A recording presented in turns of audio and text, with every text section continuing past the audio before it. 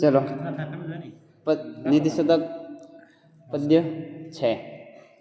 व्यालं बालमृणाल तंतुभिरसौ रोद्धुं समुद्रंपते छेत्तुं वज्रमणिं शिरीषकुसुम प्रान्तेन सन्नह्यते माधुर्यं मधुबिन्दुना रचयितुं क्षारम्बुधेरीते नेतुं वाञ्छति य खलानपति शतां सुक्तैर्सुधास्पन्दिभिः। देखो भर्तृहरि जी कह रहे हैं, पीछे वाले 5 श्लोक में भी यही कहा था उन्होंने। क्या कहा था कि बाकी सब कुछ संभव है, लेकिन मूर्ख इंसान को समझाना इतना आसान नहीं है, लगभग वो असंभव है। तो अब यहाँ पर कवि कह रहे हैं, देखो पहले सबसे नीचे वाली लाइन देखो कि नेतुम वांछति यह यानी जो, वांछति यानी चाहता है, नेतुम यानी ले जाना। किनको ले जाना? तो कहा है खलान, यानी जो खल यानी दुष्ट या अज्ञ आदमी होते हैं उनको यह यानी जो व्यक्ति पथि नेतुम वांछति सही मार्ग पर ले जाना। पथि का मतलब मार्ग में सप्तमी विभक्ति है। तो कहा है कि जो अगर कोई मनुष्य दुष्ट या अज्ञानी मनुष्य को सन्मार्ग पर ले जाना चाहता है, बोले किससे ले जाना चाहता है? तो कहा है सताम सुक्ते सुधा स्यंदेभी। सताम यानी सज्जन व्यक्तियों की, सूक्ते यानी सुभाषित रूपी, सुधा स्यंदेवी यानी अमृत की बूंदों के द्वारा जो मनुष्य मूर्ख व्यक्ति को सन्मार्ग पर ले जाना चाहता है। मतलब कि अगर कोई मनुष्य सज्जनों द्वारा जो सुभाषित कहे गए हैं, सूक्तियाँ कही गई हैं, उनको सुना करके किसी अज्ञानी व्यक्ति को सन्मार्ग पर ले जाना चाहता है, तो वह मनुष्य कैसा प्रयास कर रहा है? तो आगे कहाँ है देखो, सबसे पहले वाली लाइन क्या है कि व्यालम बाल मृणाल तंतुभिर असौ रोद्धुम समुद्रंपते, कि उसका प्रयास किस प्रकार से है? तो कहा है उसका प्रयास ऐसा लगता है मानो व्यालम यानी बाघ, व्यालम यानी बाघ, बाघ को देखो बीच में आया हुआ है रोद्धुम यानी रोकने की, समुद्रंपते यानी कोशिश कर रहा है। समझ लिखा हुआ दिखा, व्यालम यानी बाघ को, रोद्धुम बीच में लिखा हुआ है देखो, रोद्धुम यानी रोकना चाहता है, रोकना, समुद्रंपते यानी रोकने का प्रयास कर रहा है। वो बाघ को रोकना का प्रयास कर रहा है, किसके द्वारा रोकने का प्रयास कर रहा है? तो कहा है बाल मृणाल तंतु भी, बाल यानी छोटे से, मृणाल तंतु कमल नाल, देखो कमल का फूल देखा है आपने हमेशा, उसके जहाँ भी देखा होगा उसके फोटो देखे होंगे है ना, उसकी नीचे वाली जड़ आपने नहीं देखी है, तो उसकी जड़ क्या बहुत कोमल होती है, सफ़ेद सफ़ेद होती है। वो भी अगर बड़ा कमल है तो चलो थोड़ी बहुत जड़ है जो मोटी होगी, थोड़ी मजबूत होगी, लेकिन यहाँ तो कहा कि बाल मृणाल यानी छोटे से कमल की जड़ के द्वारा ये वो मनुष्य क्या कर रहा है? बाघ को रोकने का प्रयास कर रहा है। संभव है क्या? बाघ तो पकड़ियो बंद नहीं हो, पकड़ियो गुण मान्य, तो एक जड़ पतली सी जड़ हो क्या हो सके। तो कहा है कि जो मनुष्य सज्जन व्यक्तियों को, सज्जन नहीं दुर्जन व्यक्तियों को सूक्तियों के द्वारा सन्मार्ग पर लेने का जो कोशिश कर रहा है, उसकी कोशिश ठीक उसी प्रकार से है जिस प्रकार से यदि कोई मनुष्य बाल या छोटे कमल की जड़ है उसके द्वारा बाघ को रोकने का प्रयास कर रहा हो। और कहा है कि उसके प्रयास उसी प्रकार है जैसे छेतुम यानी छेद करना चाह रहा है, वज्रमणि वज्र के समान कठोर मणि अर्थात हीरे में छेद करना चाहता है। देखो सबसे आजकल जो अपने यहाँ वस्तुएं दिखती हैं उनमें सबसे कठोर वस्तु क्या है? हीरा। तो हीरे में छेद करना बहुत मुश्किल है। तो ऐसा लग रहा है कि वो मनुष्य जो प्रयास कर रहा है वो उसके प्रयास उस प्रकार के हैं कि वो हीरे में छेतुम यानी छेद करना चाहता है। किससे छेद करना चाहता है? कि शिरीष कुसुम प्रांतेन, शिरीष नामक जो कुसुम यानी फूल होता है उसके प्रांतेन यानी अगले भाग से, जो बहुत कोमल पुष्प होता है। फूल तो यूं ही कोमल होते हैं और शिरीष का पुष्प उन सब में कोमल होता है। तो शिरीष के पुष्प के भी अगले भाग से हैं, जो सबसे कोमल भाग है, उससे वो क्या करना चाह रहा है? हीरे में छेद करना चाह रहा है। क्या ये संभव है? हीरे जैसी कठोर वस्तु में लोहे से आप छेद नहीं कर सकते, तो वो क्या कह रहा है कि वो मनुष्य वो तो क्या करना चाह रहा है? एक फूल के पत्ते का आगे वाले भाग से वो उसमें छेद करना चाह रहा है, तो वो संभव नहीं है। उसी प्रकार मूर्ख व्यक्ति को भी सूक्तियों के द्वारा सन्मार्ग पर नहीं ले जाया जा सकता। और उसके प्रयास और उसकी तुलना किससे कर रहे हैं वो कि माधुर्यम मधु बिंदुना रचयितुम क्षार अम्बुधेर ईयते।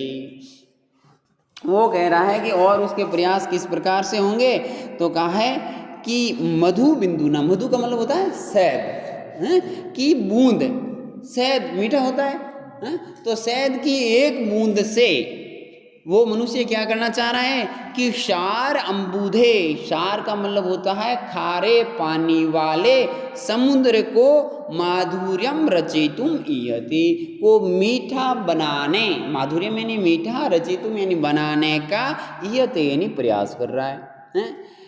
समुद्र आपको पता है कि कहते हैं ना कि पृथ्वी पर 29 या 21% तो क्या है, जमीन है, बाकी पूरे पे पानी है, फिर भी पानी की कमी है। क्यों? क्योंकि वो पानी पीने लायक नहीं है, खारा है। तो मनुष्य जो एक मधु की बिंदु यानी कि शहद की एक बूंद से क्या समुद्र को मीठा किया जा सकता है?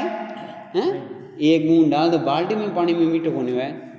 तो कहा है कि उस मनुष्य, जो मनुष्य सूक्तियों के द्वारा किसी खल या दुष्ट व्यक्ति को सन्मार्ग ले जाने का प्रयत्न कर रहा है, उसके प्रयास उसी प्रकार से हैं जैसे कि वह समुद्र यानी भरे हुए खारे पानी के समुद्र को एक शहद की बूंद से मीठे करना चाह रहा हो। अन्वय से देख लें कि यह यानी जो, ध्यान रखें ना, खलान यानी कि दुष्ट व्यक्ति या अज्ञानी मनुष्य को सुधा संधि भी सूक्ते, अमृत बरसाने वाली सूक्ते यानी सूक्तियों के द्वारा सताम यानी सज्जनों के पथि यानी मार्ग पर नेतुम वांछति ले जाना चाहता है। अर्थात जो व्यक्ति दुष्ट या अज्ञानी मनुष्यों को सूक्तियों के द्वारा सज्जनों के मार्ग पर ले जाना चाह रहा है, उसके प्रयास क्या है? तो कहा है असो यानी वह मनुष्य बाल मृणाल तंतु भी यानी छोटे कमल की जड़ से या कमल नाल से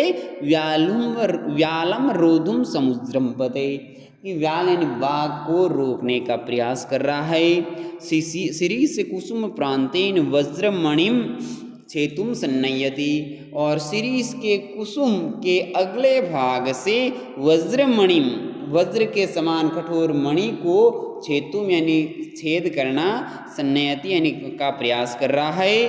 और मधु बिंदुना, और शहद की एक बूंद से क्षार अब्दे पूरे खारे पानी वाले समुद्र को माधुर्यम रचयितुम ईयते, मीठा बनाने की इच्छा कर रहा है। अर्थात ये सब असंभव है। अब नेक्स्ट पद्य नंबर 60। अब कहा है स्वायतम एकांतम गुणम विदात्रः विनिर्मितम साधनम अज्ञतायः विशिष्टे सर्वविदाम समाजे विभूषणम मौनम अपंडितानाम।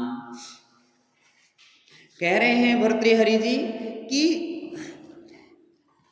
स्वायत्तम यानी अपने अधीन, एकांतम यानी एक ही, गुणम यानी गुण, विधात्रा यानी विधाता के द्वारा, विनिर्मितम यानी बनाया है, छादनम यानी ढकने के लिए, अज्ञतायः यानी अज्ञानता को, यानी कि ब्रह्मा ने अज्ञानता को ढकने के लिए एकमात्र गुण बनाया है। और वो गुण क्या है?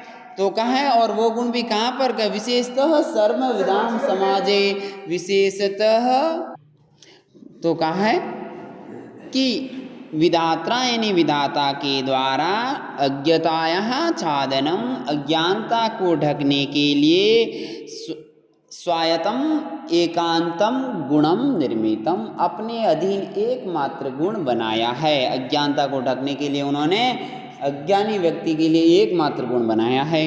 और विशेषतः सर्वविदाम समाजे, और विशेषकर सर्वविदाम यानी विद्वानों के समाजे यानी सभा में, यदि कहीं सारे विद्वान बैठे हैं और वहाँ पर यदि कोई मूर्ख बैठा है तो उसके लिए विधाता ने अपनी मूर्खता छुपाने के लिए एकमात्र गुण बनाया है।